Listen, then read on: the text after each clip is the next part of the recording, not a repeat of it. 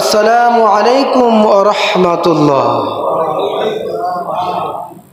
আমরা সর্বপ্রথম সেই আল্লাহ সুবহানাহু ওয়া তাআলার দরবারে লাখো কোটি শুকরিয়া আদায় করি যে মহান রব্বুল আলামিন আমাদেরকে দীর্ঘ একটি মাস সিয়াম সাধনার পরে পবিত্র ঈদুল ফিতরের পরে পবিত্র মাহে শাওয়ালের প্রথম জুমায় আল্লাহর ঘর মসজিদে এসে সকলের আগে ভাগে এসে বসার তৌফিক দান করেছেন।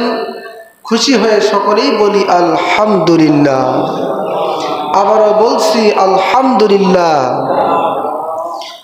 লক্ষ কোটি দরুদ সালাম প্রেরণ করছি আমাদের সেই প্রাণ প্রিয় আখিরি নবীজির শানে যে নবী রাসূল পরকালে হাসরের ময়দানে আপনারা আমার জন্য শাফাআত করবেন, সেই মহান নবীর প্রতি প্রাণ ভরা দরুদ সালাম উচ্চ আওয়াজ দিয়ে সকলেই বলছি সাল্লাল্লাহু আলাইহি ওয়াসাল্লাম। হাজরিন, আজ পবিত্র মাহে শাওয়াল মাসের প্রথম জুমা। আজকে জুমার আলোচ্য বিষয় পবিত্র শাওয়ালের সংক্ষিপ্ত ফজিলত এবং নামাজ তরকের শাস্তি সম্পর্কে। মহান আল্লাহ পাক এই গুরুত্বপূর্ণ বিষয়ে সংক্ষিপ্ত সময়ে আমাদের প্রত্যেকের জানার বোঝার এবং বাস্তব জীবনে তা আমল করার তৌফিক দান করুন, বলেন আল্লাহুম্মা আমিন। হাজরিন, নামাজ বা সালাত এমন একটি ইবাদত যা আল্লাহ তাআলা প্রিয় বান্দা বান্দির উপরে ফরজ করেছেন, বলেন সুবহানাল্লাহ। অর্থাৎ বালেগ হওয়া থেকে শুরু করে মৃত্যুর আগ পর্যন্ত শুধুমাত্র ওজর ছাড়া প্রত্যেক নর এবং নারী, প্রত্যেক মুমিন মুমিনা, প্রত্যেক মুসলমান প্রত্যেকের ওপরে আল্লাহ পাক এই নামাজকে বাধ্যতামূলক ফরজ করেছেন, বলেন সুবহানাল্লাহ। যারা এই নামাজকে সঠিক সময়ে সঠিক নিয়মে নির্ধারিতভাবে আল্লাহ তাআলার রাজি খুশি করার জন্য সঠিকভাবে নামাজ আদায় করবেন, তারাই এই জগতের মাঝে সবচেয়ে ভাগ্যবান হয়ে যায়, বলেন সুবহানাল্লাহ। আজ যারা দুনিয়াতে শয়তানের ধোঁকায় পড়ে, ইবলিসের ধোঁকায় পড়ে যারা নামাজ থেকে মাহরুম হয়ে যায়, নামাজ থেকে বিরত থাকে, ওই সমস্ত ব্যক্তিরা দুনিয়ার বুকেই তারা বড় হতভাগা হয়ে যায়। জোরে কান নাউজুবিল্লাহ। তার একটি উজ্জ্বল হাদিস রাসূল করিম সাল্লাল্লাহু আলাইহি ওয়াসাল্লাম একদিন সাহাবায়ে কেরামদেরকে বললেন, সাহাবীরা, তোমরা আল্লাহ তাআলার কাছে একটি দোয়া করবে। সেই দোয়াটি কি? আল্লাহুম্মা লা তাদা ফিনা শাকিয়্যান ওয়ালা মাহরুমান। তোমরা দোয়া করবে আল্লাহ তাআলার কাছে এই বলে যে, হে আল্লাহ, আপনি আমাদেরকে হতভাগা এবং বঞ্চিত করবেন না, বলেন সুবহানাল্লাহ। নবীজি তারপরে বললেন, সাহাবীরা, তোমরা কি জানো হতভাগা এবং বঞ্চিত কে? কোন ব্যক্তি হতভাগা এবং বঞ্চিত? সাহাবায়ে কেরাম বললেন, ইয়া রাসূলুল্লাহ, ইয়া হাবিবাল্লাহ, হতভাগা এবং বঞ্চিত প্রকৃতপক্ষে কে এটা আপনি ভালো জানেন, আল্লাহই ভালো জানেন, সুতরাং আপনি আমাদেরকে একটু বলে দেন। সুবহানাল্লাহ। নবীজি সেদিন বলেছিলেন, তারিকুস সালাতি মাহরুমু ওয়া শাকিয়্যুন। সাহাবীরা শোনো, হতভাগা এবং বঞ্চিত ওই ব্যক্তি যেই ব্যক্তি ইচ্ছাকৃত নামাজ ছেড়ে দেয়। জোরে কান নাউজুবিল্লাহ। তাহলে এই হাদিসে মুবারাকা থেকে আমরা স্পষ্ট বুঝতে পারলাম, যারা ইচ্ছাকৃত কোনো ধরনের ওজর ছাড়া নামাজ ছেড়ে দেয়, নামাজ বাদ দিয়ে দেয়, বেনামাজি সাজে, তারা দুনিয়া থেকেই হতভাগা এবং আল্লাহর রহমত থেকে বঞ্চিত হয়ে যায়। ঠিক কিনা বলেন? এজন্য আমরা কি হই? আল্লাহর রহমত থেকে বঞ্চিত হতে চাই না, চাই আল্লাহর ভান্ডার থেকে, নিয়ামত থেকে আমরা কি হই? বঞ্চিত হতে চাই না, হতভাগা হতে চাই না। বরং আমরা প্রত্যেকে সৌভাগ্যশীল হতে চাই, ঠিক কিনা বলেন? এজন্য আমরা যদি প্রকৃতপক্ষে আসলেই সৌভাগ্যশীল হতে চাই, তাহলে কোরআন এবং সুন্নাহ অনুযায়ী আমাদের প্রত্যেকের জীবনটাকে সাজাতে হবে, ঠিক কিনা বলেন? আমরা জীবনটা কিভাবে সাজাবো সে ব্যাপারে রাসূল করিম সাল্লাল্লাহু আলাইহি সাল্লামের একজন প্রিয় সাহাবী হযরত উবাদা বিন সামিত রাদিয়াল্লাহু তাআলা আনহু তিনি বলেন, নবীজির উম্মতেরা তোমরা ভালোভাবে শোনো, স্বয়ং রাসূল করিম সাল্লাল্লাহু আলাইহি সাল্লাম আমি উবাদা বিন সামিতকে 7টি উপদেশ দিয়েছেন। কয়টি উপদেশ? 7টি উপদেশ দিয়েছেন। নবীজি বলেছেন, ফাকাল লা তুশরিকু বিল্লাহ শাইআও ওয়া ইন কুতিআতুম আও হুররিতুম আও সুল্লিবতুম। বলেন সুবহানাল্লাহ। নবীজি বলেছেন, উবাদা বিন সামিত শোনো, তোমাকে যদি কখনো কেটে কেটে টুকরা টুকরা করা হয়, যদি তোমাকে আগুনে জ্বালিয়ে দেওয়া হয়, যদি তোমাকে শুলিতে লটকানো হয়ে যায়, তারপরও কোনো কিছুর বিনিময় হলেও তুমি আল্লাহ তাআলার সাথে কখনো কোনোদিন শরিক করবে না। বলেন সুবহানাল্লাহ। কথাটি কত ওজন, কত ওয়েট! নবীজির কথা। কার কথা? যদি কাউকে কেটে কেটে টুকরা টুকরা করা হয় গরুর গোশতের মতো, আবার যদি কাউকে মাছ ভাজার মতো যদি জ্বালিয়ে পুড়িয়ে দেওয়া হয়, যদি তেলেতে ফেলা হয়, যদি আগুনে পোড়ানো হয়, অথবা যদি কাউকে শুলে লটকানো হয়, শুলেতে ঝুলিয়ে তাকে যদি শাস্তি দেওয়া হয়, তারপরও কোনো কিছুর বিনিময়ের জন্য হলেও তুমি কখনো আল্লাহর সাথে কখনো শরিক করবে না। বলেন সুবহানাল্লাহ। কারণ আল্লাহ পাক তিনি হচ্ছেন পাক পবিত্র, তার সাথে কখনো শরিক করা যায় না, শিরক করা যায় না, ঠিক কিনা? এরপর নবীজি বলেন, ওয়ালা তাতরুকুস সালাতা মুতাআম্মিদিনা ফামান তারাকাহা মুতাআম্মিদান ফাকাদ খারাজা মিনাল মিল্লাহ। নবীজি বলেন, তোমরা কখনো ইচ্ছাপূর্বক নামাজ ছেড়ে দিবে না, কারণ যেই ব্যক্তি ইচ্ছাকৃত নামাজ ছেড়ে দেয় সে দ্বীন ইসলাম থেকে বাইর হয়ে যায়। জোরে কর নাউজুবিল্লাহ। তাহলে এই হাদিস থেকেও আমরা বুঝতে পারলাম, যে ব্যক্তি ইচ্ছাকৃত কোনো ওজর ছাড়া, অসুস্থ না, সুস্থ মানুষ, বৃদ্ধ না, মোটামুটি স্বাভাবিক মানুষ, কিন্তু মন চাচ্ছে না নামাজ পড়তে, ইচ্ছাকৃত নামাজ দিনের পর দিন, বছরের পর বছর ছেড়ে দেয়, তারা মূলত নামে মুসলমান, আসলে প্রকৃতপক্ষে তারা ইসলাম থেকে বাইর হয়ে যায়, ঠিক কিনা বলেন? এর জন্য আমরা যেই কাজ করি না কেন, যেভাবেই থাকি না কেন, যতক্ষণ পর্যন্ত এই নিঃশ্বাস, শ্বাস প্রশ্বাস চলমান রয়েছে, যতক্ষণ পর্যন্ত আমাদের বিবেক রয়েছে, আমরা সজ্ঞানে রয়েছি, ততক্ষণ পর্যন্ত এক ওয়াক্ত নামাজ কখনো ছেড়ে দেওয়া যাবে না। যাবে? যাবে না। যদি নামাজ ছেড়ে দেই, পরকাল আপনার আমার জন্য ভয়ঙ্কর হয়ে যাবে, ক্ষতিগ্রস্ত হয়ে যাবে, দুনিয়া থেকেও আল্লাহর রহমত থেকে বঞ্চিত হয়ে যাব, ঠিক কিনা বলেন? প্রিয় বাবাজিরা আমার, এর জন্য রাসূল করিম সাল্লাল্লাহু আলাইহি ওয়াসাল্লাম হাদিসে মুবারকের মধ্যে বলে দিয়েছেন, ইন্না আউয়ালা মা ইউহাসাবু বিহিল আবদু ইয়াউমাল কিয়ামাতি মিন আমালিহি সালাতুহু। আমার উম্মতেরা শোনো, কিয়ামতের ময়দানে আল্লাহ রাব্বুল আলামিনের সামনে অনেকগুলো বিষয়ের হিসাব তোমাকে দিতে হবে, অনেকগুলো বিষয়ের নিকাশ তোমাকে দিতে হবে, অনেক বোঝাপড়া সেদিন হবে। তবে অসংখ্য অগণিত পাপাচারের মধ্য থেকে, অসংখ্য অগণিত হিসাবের মধ্য থেকে সর্বপ্রথম যেই হিসাবটা আল্লাহর দরবারে কিয়ামতের ময়দানে তোমাকে দিতে হবে, সেটা সুদ নয়, সেটা ঘুষ নয়, সেটা অন্য কোনো গুনাহের কাজ নয়, বরং সেটাই হবে সর্বপ্রথম নামাজের হিসাব। কিসের হিসাব? প্রথম হবে কিয়ামতের ময়দানে নামাজের হিসাব। বলেন সুবহানাল্লাহ। এরপরে নবীজি বলেন, ফাইন সালাহাত ফাকাদ আফলাহা ওয়া আনজাহা ওয়া ইন ফাসাদাত ফাকাদ খাবা ওয়া খাসিরা। যেই ব্যক্তিটি আল্লাহ রাব্বুল আলামিনের সামনে মোটামুটি ভালোভাবে নামাজের হিসাবটা দিতে পারবে, ওই ব্যক্তির জন্য পরবর্তী হিসাবগুলো আল্লাহ পাক সহজ করে দিবেন। সুবহানাল্লাহ। তুমি নামাজি, তুমি গুনাহের কাজ করে ফেলেছো। তুমি নামাজি, তুমি ভুলে সুদ খেয়ে ফেলেছো। তুমি নামাজি, তুমি ভুলে ঘুষ খেয়ে ফেলেছো। তুমি নামাজি, তুমি ভুলের মধ্যে অনেক ভুল তুমি করে ফেলেছো, অনেক গুনাহের কাজ করে ফেলেছো। আজকে তোমার নামাজ পরিপুক্ত, যে কারণে আমি আল্লাহ পাক তোমার পরবর্তী ধাপগুলো নামাজের কারণে সহজ করে দিলাম। সুবহানাল্লাহ।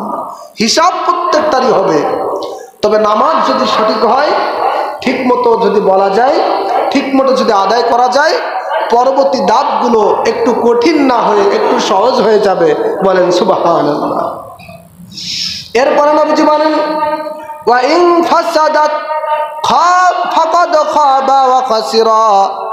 আর কারণ নামাজে যদি গোলমাল হয়ে যায়, প্রথমে যদি আল্লাহ তাআলার সামনে নামাজের হিসাব দিতে যদি বেঁধে যায়, যদি গরমিল হয়ে যায়, যদি ধরা খেয়ে যায়, তাহলে তার পরবর্তী ধাপগুলো যতই সহজ হয় না কেন, পরবর্তী ধাপগুলো তার জন্য আরো বেশি কঠিন হয়ে যাবে। নাউজুবিল্লাহ। প্রথমেই যদি ভালো হওয়া যায়, তাহলে পরবর্তী ধাপগুলো সহজ। আর প্রথমেই যদি ধরা খেয়ে যায়, পরবর্তী ধাপগুলো আরো কঠিন থেকে কঠিন হয়ে যাবে। জোরে কর নাউজুবিল্লাহ। তাহলে আমাদের সব সময় মনে রাখতে হবে, আমরা যেভাবেই থাকি না কেন, যে কাজ করি না কেন, নামাজ সকলের আগে। ঠিক কিনা বলেন? নামাজের প্রাধান্য আগে দিতে হবে, কারণ নামাজের মাধ্যমে বান্দা এবং আল্লাহর সাথে সরাসরি সাক্ষাৎ হয়ে যায়। সুবহানাল্লাহ। এর জন্য নামাজ অনেক দামি আমল, নামাজ অনেক গুরুত্বপূর্ণ আমল। নামাজ বিনে পরকালে কোনো বাঁচার কোনো সুযোগ নাই। আছে? প্রিয় বাবাজিরা আমার, আল্লাহর হাবিব জনাব রাসূল কারীম সাল্লাল্লাহু আলাইহি সাল্লাম বলেন, কিয়ামতের ময়দানে, হাসরের ময়দানে সর্বপ্রথম নামাজের হিসাব হবে। এই নামাজের হিসাব যারা সঠিকভাবে দিতে পারবে, পরবর্তী ধাপগুলো তাদের জন্য সহজ হয়ে যাবে। আর নামাজের হিসাব যদি সঠিকভাবে প্রথমেই না দিতে পারে, পরবর্তী ধাপগুলো তাদের জন্য বড় কঠিন হয়ে যাবে। শুধু তাই নয়, ওই হাসরের ময়দানে নামাজের হিসাবের পরপরই তারপরে আল্লাহ রব্বুল আলামিন সমস্ত হাসরবাসীদের লক্ষ্য করে এক এক করে 5টি প্রশ্ন জবাব চাবেন। 5টি প্রশ্ন করে বসবেন। ওই 5টি প্রশ্নের জবাব না দেওয়া পর্যন্ত হাসরের ময়দানে কোনো বান্দা বান্দি, কোনো আল্লাহর বান্দা একটি স্থানও পরিবর্তন করতে পারবে না। সুবহানাল্লাহ। কয়টি প্রশ্ন? 5টি প্রশ্নের জবাব না দেওয়া পর্যন্ত কেউ স্থান ত্যাগ করতে পারবে না, দাঁড়িয়েই থাকতে হবে। আবার অপর দিকে সূর্যটা তো মাথার ওপরেই থাকবে। ঠিক কিনা বলেন? কোন কোন বর্ণনা পাওয়া যায়, হাসরের ময়দানে সূর্যটা 1 হাত উপরে থাকবে মাথার ওপর থেকে। আবার কোন কোন বর্ণনা রয়েছে এই মোটো মাঠ থাকবে। আবার কোন কোন বর্ণনা রয়েছে 1 বিঘত সূর্যটা মাথার উপরে থাকবে। এবার একটু চিন্তা করে দেখুন, এই পৃথিবী থেকে বর্তমান সূর্যটা কত কোটি কোটি গুণ, লক্ষ গুণ ওপরে। সেখান থেকে সামান্য একটু আলো দেয়, সেখান থেকে সামান্য একটু সূর্যের কিরণ দেয়, যেই কারণে আমাদের গরমের সময় অবস্থা এমন হয়ে যায়, ঘর বাড়িও থাকা যায় না, কোনো জায়গায় যেয়েও স্বস্তিভাবে জীবন যাপন করা যায় না। ঠিক কিনা বলেন? এই তো সবে গরম শুরু, আর কিছুদিন পরে যে গরম আসতেছে, মানুষগুলো হাসফাসের মধ্যে থাকবে, মানুষগুলো কত কঠিন কষ্টের মধ্যে থাকবে, শরীর থেকে সব সময় ঘাম ঝরতে থাকে। ঠিক কিনা বলেন? কিন্তু হাদিসের মধ্যে রয়েছে, কিয়ামতের ময়দানে, হাসরের ময়দানে সূর্যটার অত লক্ষ লক্ষ গুণ উপরে থাকবে না, বরং বান্দা বান্দির একেবারে মাথার কাছে সূর্যটা নেমে আসবে। সূর্যের কিরণ লাগার সঙ্গে সঙ্গে এই মাথার মগজগুলো তকবক করতে থাকবে, গলে গলে নাক এবং কান দিয়া ঘিনগুলো বাইর হতে থাকবে। এমন একটি কঠিন সময়ের মধ্যে কোনো ব্যক্তিও মারা যাবে না, বরং বাঁচা এবং মারার মাঝামাঝি সে অবস্থান করবে। ঠিক কিনা? মৃত্যু তো একবারই হয়, সেটা মরণের সময়। ঠিক কিনা বলেন? সুতরাং হাসরের ময়দানে যত কষ্ট হোক না কেন, মৃত্যু আর হবে না। আমরা হয়তো এমন মনে করতে পারি যে সূর্যের তাপ লাগার পরে যখন ঘিনুগুলো তকবক করে বাইর হবে মনে হয় মারা যাব। না, মরণ তো একবারই, আর পরবর্তী হবে আযাব, আযাব আর আযাব। নবীজি বলেছেন ওই কঠিন সময়ে 5টি প্রশ্নের জবাব না দেওয়া পর্যন্ত কোনো ব্যক্তি কেউ স্থান ত্যাগ করতে পারবে না, হাসরের ময়দান থেকে দৌড়ে অন্যত্রে চলে যেতে পারবে না। যে যেখানেই রয়েছে সেখানেই তাকে দাঁড়িয়েই থাকতে হবে। প্রশ্ন কয়টি? জোরে বলেন। 5টি। এই 5টি প্রশ্নের প্রথম নাম্বার প্রশ্ন হলো, দয়ার নবীজি, মায়ার নবীজি, রহমাতাল লিল আলামিন নবীজি বলেছেন, আমার উম্মতেরা হাসরের ময়দানের নামাজের হিসাবের পরে সর্বপ্রথম যে 5টি প্রশ্ন করা হবে, 5টি প্রশ্নের প্রথম নাম্বার প্রশ্ন হলো, আল্লাহ রব্বুল আলামিন জানতে চাইবেন, বান্দারা আমি তোমাকে 60 বছর, 70 বছর, 100 বছর, 90 বছর, 30 বছর, 20 বছর, বিভিন্ন মেয়াদের বয়স আমি তোমাকে দিয়েছিলাম, একটু বলো দেখি তোমার জীবনের দিনগুলো কোন কোন কাজে ব্যয় করেছো। সুবহানাল্লাহ। প্রশ্ন সহজ না কঠিন? একটু কথা বলেন, সহজ না কঠিন? সামান্য একটি কথা, বান্দারে তুমি তো 50 বছর হায়াত পেয়েছিলে, তুমি তো 90 বছর হায়াত পেয়েছিলে, দুনিয়াতে খুব বাহাদুরি, খুব রাজত্ব করেছিলে, আজকে একটু বলো তো হাসরবাসীর সামনে যে তুমি তোমার জীবনের দিনগুলো কোন কোন কাজে ব্যয় করেছো, ভালো কাজে করেছো না খারাপ কাজে করেছো, কোন অবস্থায় তুমি দিনগুলো কাটিয়েছো, একটু বলো দেখি। বলেন সুবহানাল্লাহ। বলেন তো এই প্রথম নাম্বার প্রশ্নের উত্তর দেওয়ার মতো সৎ সাহস দুনিয়ার কোনো মানুষের থাকবে? জোরে বলেন। আমরা কেউ বলতে পারি না। ইমাম হতে পারি, মুয়াজ্জিন হতে পারি, হাজি হতে পারি, গাজী হতে পারি, যে যেমনই বড় মাপে আল্লাহর ওলি হোক না কেন, জীবনের প্রতিটি দিন কোন অবস্থায় কেটেছে সেটা যথাযথভাবে উত্তর দিয়ে পার হওয়ার ক্ষমতা আমাদের কারণ নাই। আছে? জোরে বলেন, আছে? নেই। এর জন্য নামাজ প্রথম প্রশ্ন। নামাজ যদি ভালোভাবে নামাজের হিসাবটা দেওয়া যায়, পরবর্তী ধাপগুলোর হিসাবটা কি হবে? জোরে বলেন, সহজ হবে। আর নামাজের প্রথম হিসাবটা যদি না দেওয়া যায় ঠিক মতো, পরবর্তী ধাপগুলো কঠিন থেকে কঠিন হয়ে যাবে। ঠিক কিনা? প্রিয় বাবাজিরা আমার, আল্লাহর হাবিব বলেন 5টি প্রশ্নের প্রথম নাম্বার প্রশ্ন হলো, তুমি তোমার জীবনের দিনগুলো কোন কোন কাজে ব্যয় করেছো একটু বলো দেখি।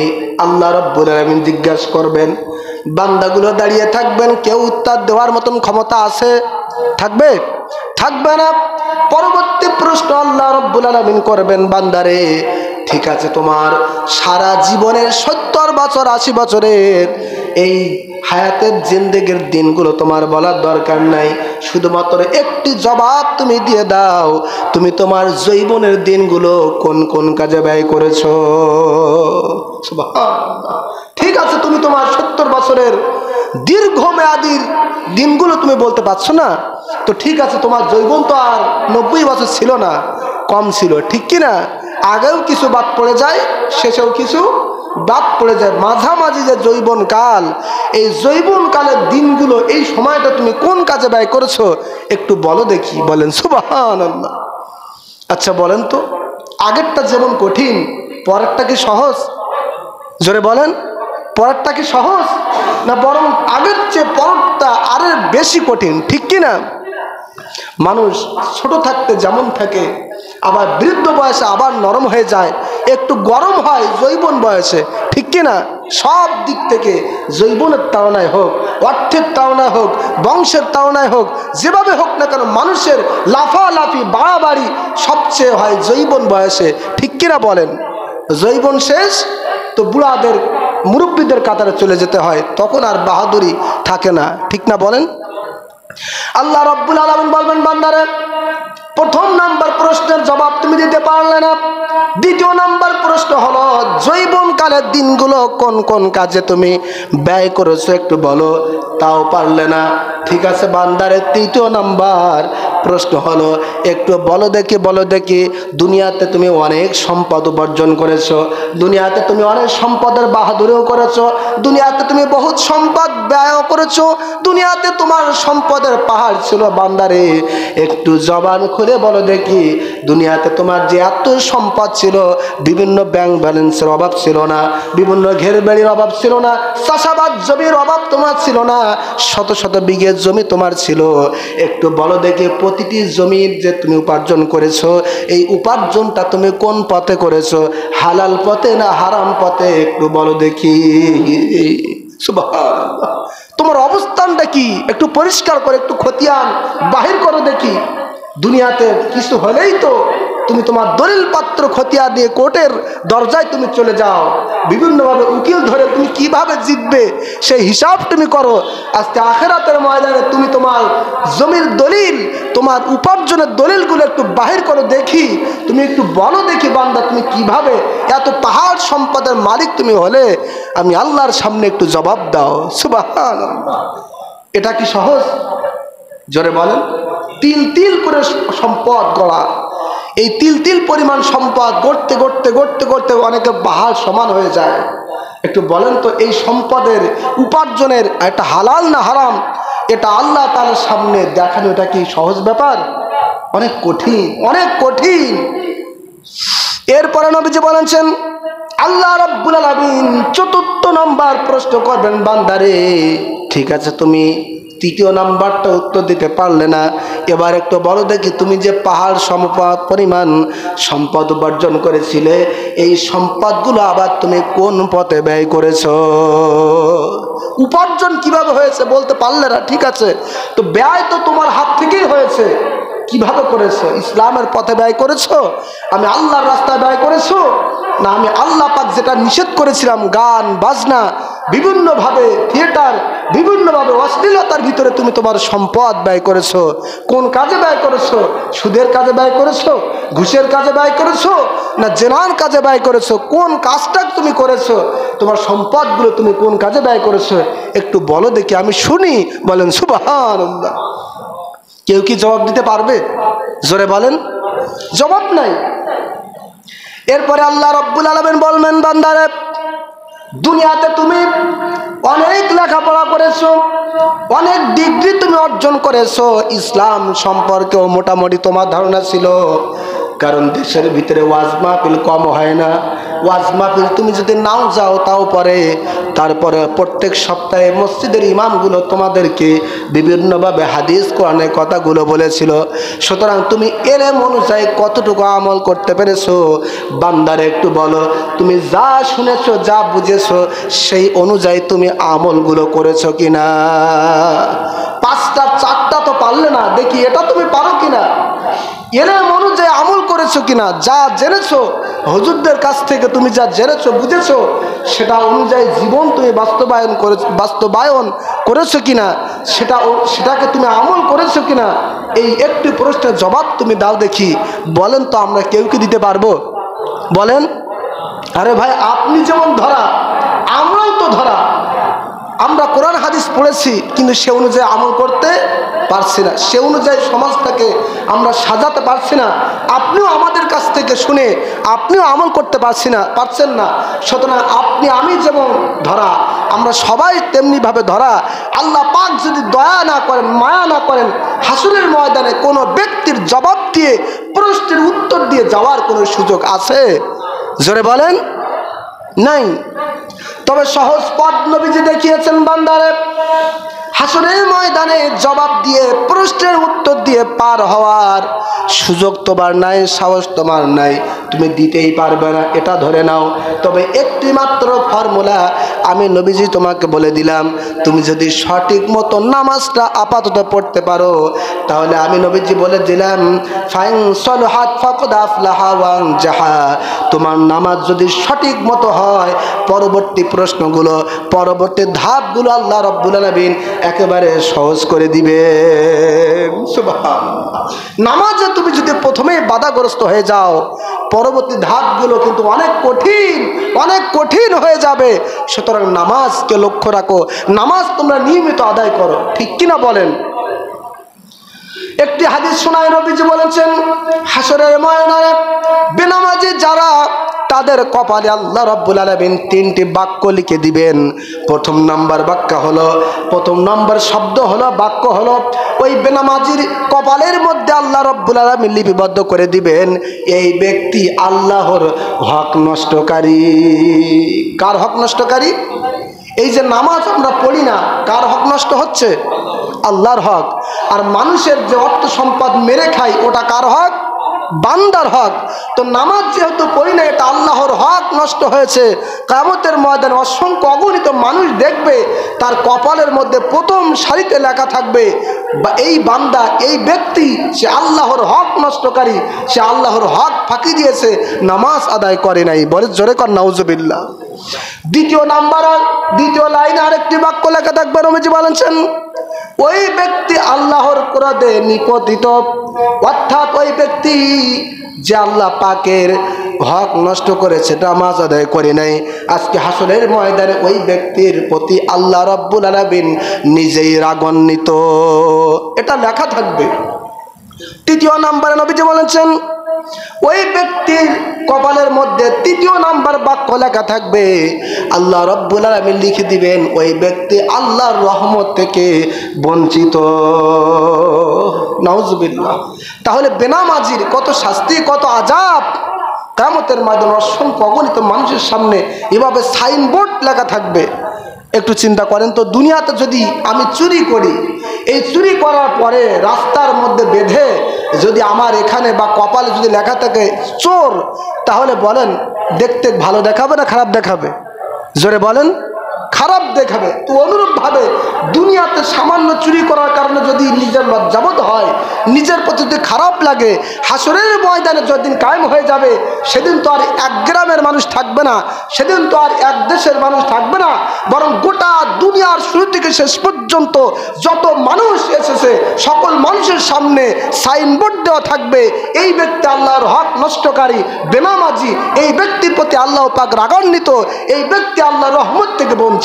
যেরকম নাউজুবিল্লাহ। সেদিন লজ্জাটা কম লাগবে না বেশি লাগবে? অনেক বেশি। প্রিয় বাবাজিরা আমার, এজন্য নামাজ আমাদেরকে পড়তেই হবে, আমল করতেই হবে। আল্লাহ রাব্বুল আলামিন কোরআনের মধ্যে বলেছেন, সাউসলিহি সাকর, সাউসলিহি সাকর, ওয়া মা আদরাকা মা সাকর। আল্লাহ পাক বলছেন, হাবিব, আমার দুনিয়ার বান্দারা শোনো, যারা বেনামাজি তাদেরকে আমি আল্লাহ পাক সাকার নামক জাহান্নামের মধ্যে প্রবেশ করাবো। কিসের মধ্যে? সাকার নামক জাহান্নামের মধ্যে। আল্লাহ রাব্বুল আলামিন বলেন, বান্দারে, সাকার নামক জাহান্নামের মধ্যে তোমাকে প্রবেশ করাবো। এরপরে নবীজির প্রতি ওহী নাজিল করে আল্লাহ পাক বলছেন, ওয়া মা আদরাকা মা সাকার। হাবিব, আপনি কি জানেন সাকার নামক জাহান্নাম কি? সাকার নামক জাহান্নাম হলো লা তুবকি ওয়ালা তাজার লাওয়াহাতুল লিল বাশার। যেই জাহান্নামের মধ্যে কোনো ব্যক্তিকে প্রবেশ করালে অবশিষ্টও থাকবে না, আবার পরিত্যাগও করবে না। সুম্মা লা ইয়ামুতু ফিহা ওয়ালা ইয়াহইয়া, মরবেও না বাঁচবেও না। এমন একটি কঠিন যন্ত্রণাদায়ক জাহান্নামের মধ্যে তাদেরকে নিক্ষেপ করানো হবে।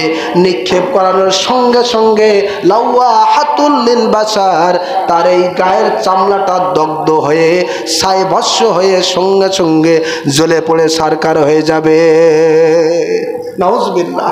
এটা হচ্ছে জাহান্নামের বর্ণনা। বেনামাজি যে জাহান্নামের মধ্যে থাকবে, সেই জাহান্নামের আযাব। যেরকম নাউজুবিল্লাহ। বেনামাজি পাবে না হাই নবীর শাফায়াত, দোজখ হবে শেষ ঠিকানা, আঘাত আর আঘাত। ঠিক কিনা? বেনামাজি পাবে না হাই নবীর শাফায়াত, দোজখ হবে শেষ ঠিকানা, আঘাত আর আঘাত। বেনামাজি পাবে না হাই নবীর শাফায়াত,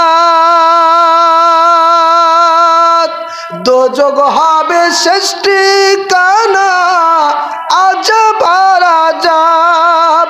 নামাজ বিনে পরকালে, ও নামাজ বিনে পরকালে পাবে না সে যা যা। এমনও তো হতে পারে জোহরে জানাজা তোমার, এমনও তো হতে পারে জোহরে জানাজা। ঠিক কি না প্রিয় বাবাজিরা আমার? এজন্য আপনাদেরকে হাতে না ধরে পায়ে ধরে অনুরোধ করব, যে যাই আমরা করি না কেন, যে কাজের মধ্যে থাকি না কেন, আমরা যে যত বড় গুনাহগার হই না কেন, নামাজ ঠিকমতো আদায় করতে হবে। কি ঠিকমতো আদায় করতে হবে? জোরে বলেন। নামাজ মাহে রমজানে আমরা যেমন ভরপুর জামাতে নামাজ আদায় করেছি, ঠিক অনুরূপভাবে বাকি 11 মাস আমরা যেন নামাজে হাজির হই। এটাই হচ্ছে পবিত্র মাহে রমজানের শিক্ষা। ঠিক কিনা বলেন? রমজান মাস আসে মানুষের পরিবর্তন করতে। এই রমজান মাসের শিক্ষা গ্রহণ করে যারা বাকি মাসগুলোকে নিজের জীবনটা সাজায়, তারাই হয় মুত্তাকি, তারাই হয় আল্লাহওয়ালা। তাদের জন্য মাহে রমজান সার্থক হয়ে যায়। ঠিক কিনা বলেন? মহান আল্লাহ রাব্বুল আলামিন যেন আমাদের প্রত্যেককে 5 ওয়াক্ত নামাজ জামাতের সাথে আদায় করার তৌফিক দান করেন। বলেন আল্লাহুম্মা আমিন। সম্মানিত হাজিরিন, এই যে শাওয়াল মাস, শাওয়াল মাসের গুরুত্বপূর্ণ একটি নেক আমল হলো 6টি রোজা রাখা। কয়টি রোজা? ঈদের দিনেও আপনাদেরকে বলেছিলাম, রাসূল করিম সাল্লাল্লাহু আলাইহি ওয়াসাল্লাম বলেছেন, মান সামা রমাদানা সুম্মা আতবাহু সিত্তাম মিন শাওয়াল কানা কাসিয়ামিদ দাহর।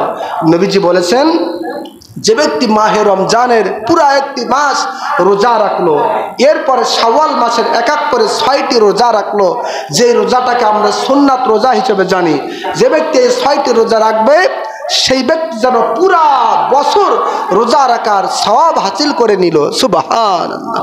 রোজা কয়টি? জোরে বলেন। পুরা একটি মাস রোজা রাখতে আমাদের জিহ্বা বাইর হয়ে যায়, কষ্ট হয়, কিন্তু সামান্য এই 6টি রোজা রাখলে পরে নবীজি বলেছেন পুরা বছর রোজা রাখার সওয়াব আল্লাহ পাক তার আমলনামায় দান করবেন। বলেন সুবহানাল্লাহ। এই সেই শাওয়াল মাস এখন চলমান। শাওয়াল মাস কিন্তু ঈদের দিন থেকেই শুরু হয়ে গেছে। সুতরাং যে কোনো 6 দিন আমরা রোজা রাখতে পারি, একটানা 6 দিনও রাখতে পারি, আবার ভেঙ্গে ভেঙ্গে একদিন পর একদিন রোজা রাখতে পারি। যার যেভাবে সুবিধা হয়, মোটামুটি পুরা শাওয়াল মাসের ভিতরেই রোজাটা রাখতে হবে। কয়টি রোজা? জোরে বলেন। এই রোজাটা আমরা সকলে রাখার চেষ্টা করব।